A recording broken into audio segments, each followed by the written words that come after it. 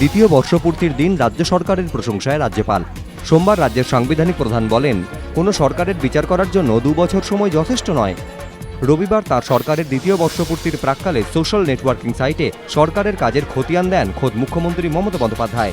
লেখেন, একটা নতুন সরকারের কাজ বিচারের ক্ষেত্রে 2 বছর যথেষ্ট সময় নয়। বাম আমলের বিশাল অঙ্কের ঋণ এবং সরকারের পঙ্গুত্ব সত্ত্বেও মানুষের সমর্থনে সরকার এই সাফল্য পেয়েছে। এদিন সেই সুরেই মন্তব্য করলেন নারায়ণন। পঞ্চায়েত টানাপোড়েন থেকে শুরু করে সারদাকাণ্ড, ইতিমধ্যে নানা ইস্যুকে হাতিয়ার করে রাজ্য সরকারের বিরুদ্ধে আক্রমণে নেমেছে বিরোধীরা।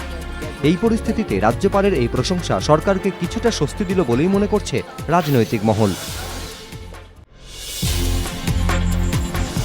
কয়েক দশক ধরে চলা ভারত চীন সীমান্ত জট অবশেষে কি সমাধানের পথে? ভারত সফররত চীনা প্রধানমন্ত্রী লি কেকিয়াং এবং প্রধানমন্ত্রী মনমোহন সিংহর যৌথ সাংবাদিক সম্মেলনের পর সেই প্রশ্ন জোরালো হচ্ছে। 15 এপ্রিল 2013 চীনা সেনাবাহিনীর 50 জন জওয়ান নিয়ন্ত্রণ রেখা পেরিয়ে লাদাখের দৌলত বেগ ওল্ডি সেক্টরে ভারতীয় ভূখণ্ডের 19 কিলোমিটার ভেতরে ঢুকে পড়ে।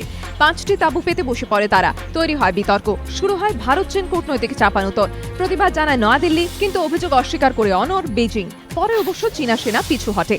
তারপরে চীনা প্রধানমন্ত্রী লি কেকিয়াং এর প্রথম ভারত সফর। সোমবার দ্বিপাক্ষিক বৈঠকের পর যৌথ সাংবাদিক বৈঠক করেন মনমোহন সিংহ এবং লি কেকিয়াং। দু দেশের প্রধানমন্ত্রীদের গলাতেই ঐক্যের সুর। দুজনেই বললেন সীমান্ত সমস্যা মেটানোর উদ্যোগ নেওয়া হবে। কিছুদিন আগে প্রধানমন্ত্রীর দায়িত্ব নিয়েছেন লি কেকিয়াং। চীনের প্রধানমন্ত্রী হিসেবে এটাই তার প্রথম বিদেশ সফর। হায়দ্রাবাদ হাউসে লি কেকিয়াং বললেন, বিশ্ব শান্তি বজায় রাখতে এশিয়ার এই দুই বৃহৎ শক্তির সুসম্পর্ক একান্ত প্রয়োজনীয়। ভারত ও চীনের মধ্যে এদিন 8টি চুক্তি স্বাক্ষরিত হয়। আপাতত স্বস্তির বার্তা আলিপুর আবহাওয়া দপ্তরের। 24 থেকে 48 ঘন্টা রয়েছে বৃষ্টির সম্ভাবনা, ফলে কমবে তাপমাত্রা। উত্তর ভারত থেকে রাজ্যের উপকূল পর্যন্ত বিস্তৃত নিম্নচাপ রেখা, যার প্রভাবে বাংলাদেশ সংলগ্ন জেলাগুলিতে বৃষ্টির সম্ভাবনা রয়েছে। কোথাও কোথাও কালবৈশাখীও হতে পারে, জানিয়েছে আলিপুর আবহাওয়া দপ্তর। তরাই ডুয়ার্স সহ উত্তরবঙ্গের মালদা ও 2 দিনাজপুরে বিক্ষিপ্ত বৃষ্টি হতে পারে।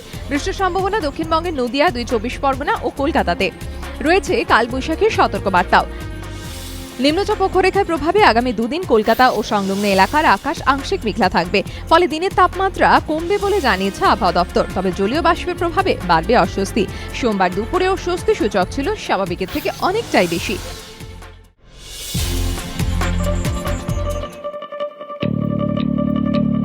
ক্রিকেট জুয়া দুর্নীতির শিকড়টা গভীরে, অনেক গভীরে। তদন্ত যত এগোচ্ছে ততই তা টের পাচ্ছে পুলিশ। তদন্তে উঠে এসেছে আরও চাঞ্চল্যকর তথ্য। পুলিশ সূত্রে খবর, 1-2 নয়, অন্তত 2 দল বুকের হয়ে কাজ করতেন চন্ডিলা। নতুন ক্রিকেটারদের টাকার লোভ দেখিয়ে চাপ দিয়ে বুকেদের জন্য ফিক্সিং করানোই তাঁর কাজ ছিল বলে পুলিশের অনুমান।